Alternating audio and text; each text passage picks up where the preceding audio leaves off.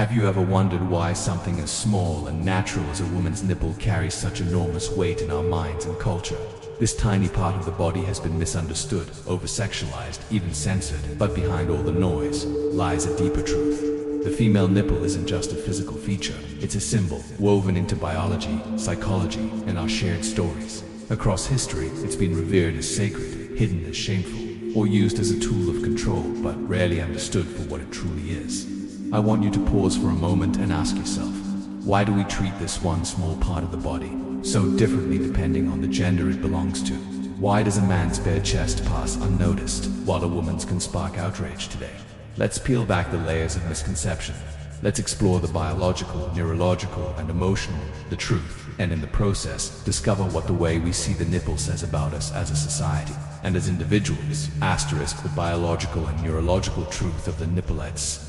Start with the simplest yet most profound fact. The female nipple is a cornerstone of life itself.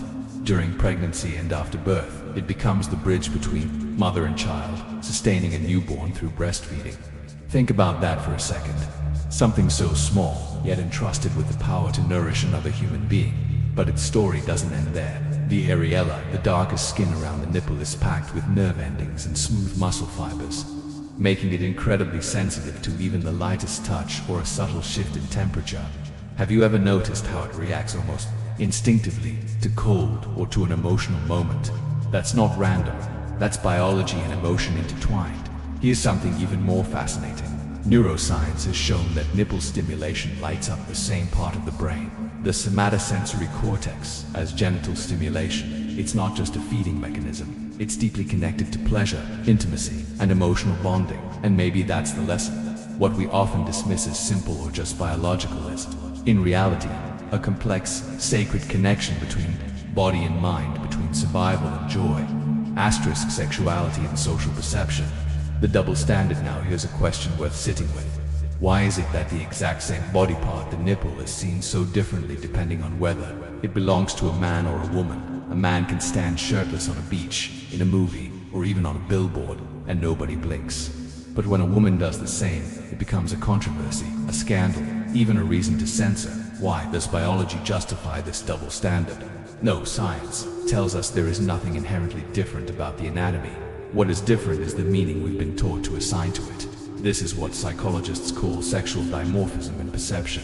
The body itself hasn't changed, only the story we tell about it has. Cultural norms, modesty rules, and centuries of conditioning have trained us to see the female nipple as provocative and forbidden, while the male's is neutral and harmless. But here's where we can reflect. If society can teach us to feel, to shame about something so natural, then it can also unteach us that choice to see through the lens of biology instead of bias belongs to us. And it starts with awareness. Asterisk how society shapes what we feel and why that matters. Have you ever stopped to wonder, why do some cultures treat the female nipple as just another part of the body, while others treat it as something scandalous, even dangerous? The answer isn't instinct, it's education. Research shows that our emotional reaction to body parts is not something we're born with, it's something we're taught. In societies where women's breasts are openly visible, breastfeeding in public, shown in art, normalized in everyday life, people feel little discomfort. But in cultures where they're hidden, blurred, or banned, even a glimpse can feel shocking or shameful. Exposure creates comfort. Suppression breeds obsession. That's not just psychology, it's common sense. And yet, so many of us grow up internalizing the idea that certain parts of our body are wrong, simply because someone told us so. This is where the Stoics offer us wisdom. We are disturbed not by things, but by the views which we take of them. The body itself is neutral. The story we attach to it is what shapes our reaction. So here's the question. What story are you choosing to believe? And what would happen if you rewrote it into one of acceptance instead of shame? Asterisk the hidden cost of shame and the power of acceptance. Now let's talk about what happens when society teaches women to feel shame about their own bodies, because the consequences run deeper than we think. Women who grow up being told that their bodies are inappropriate or too sexual, they often carry that weight for years. They struggle with body image, anxiety, even a kind of emotional disconnection, as if their own anatomy doesn't really belong to them. When a natural part of you becomes a source of guilt instead of comfort, it erodes your confidence and your sense of self. But here's the good news. It doesn't have to stay that way. Research shows that open conversations, education, and body-positive experiences can help women reconnect with their bodies and themselves. When you replace silence with understanding and fear with knowledge, you begin to reclaim what was always yours. On Stoic philosophy, we're reminded that you have power over your mind, not outside events. Realize this and you will find strength. The same applies here. Society's opinion of your body isn't your truth. You have the power to choose self-acceptance, to rewrite the narrative, and to stand in your own dignity. Asterisk, the nipple in media who decides what we see. There's one more piece to this story, and it plays out every day in our media feeds. The female nipple has become a battleground.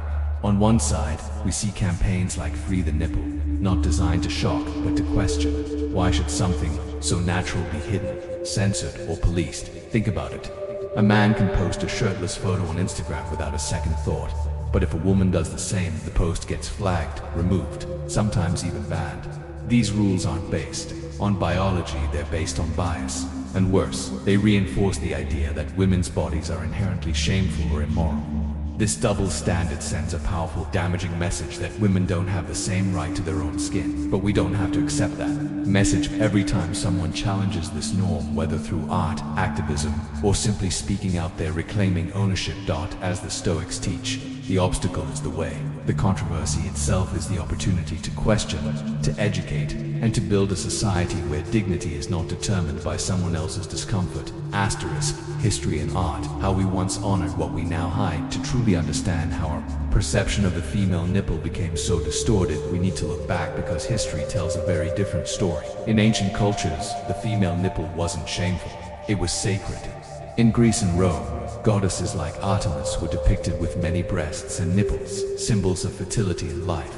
In India, the Divine Mother Devi is often shown nursing the world, her body honored as a source of creation. Even during the Renaissance, artists painted the female form openly, without censorship, celebrating its beauty and humanity. But then came more rigid moral codes in Victorian Europe and beyond, and what was once revered became hidden, judged, and silenced. Today, some contemporary artists and activists are trying to revive that ancient wisdom, using art and performance to reclaim what was lost. They remind us that the human body is not obscene, it is a canvas of nature and spirit.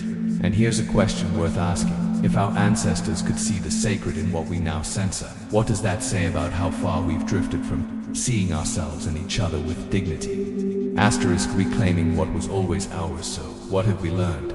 The female nipple is not just a feature of the body, it is a symbol of nourishment, of intimacy, of misunderstood power. Its importance lies not in how it looks, but in how we choose to understand it. Biologically, it sustains life. Neurologically, it connects to pleasure and bonding. Culturally, it reflects our collective beliefs about women, about dignity, about who gets to decide what is acceptable. The real shock, then, isn't in the nipple itself, it's in how we, as a society, have failed to see it fully. We've buried it under layers of shame, silence, and censorship, when it was never the problem to begin with. The Stoics remind us, don't explain your philosophy, embody it. If we believe in equality and truth, in dignity, then we must start living it. Replace shame with science. Replace censorship with conversation. Replace stigma with awareness. When we do that, we don't just change how we see the female body, we transform how we honor the humanity within it. And maybe that's the point, to finally reclaim what was always ours, and to see it, at last, with clear eyes and an open heart.